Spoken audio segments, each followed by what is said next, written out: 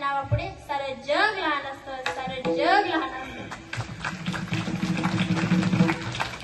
अहो, ईश्वराने जर एखाद्या बालकाला विचारलं ना, सांग बाळा पुढच्या जन्मात तुला कशी आई पाहिजे, ऐश्वर्यासारखी सुंदर आई पाहिजे की नीता अंबानी सारखी तुला श्रीमंत आई पाहिजे, माधुरी दीक्षित सारखी छान नाचणारी आई पाहिजे की लता दीदींसारखं छान गाणारी आई पाहिजे, सांग बाळा पुढच्या जन्मात तुला कशी आई पाहिजे.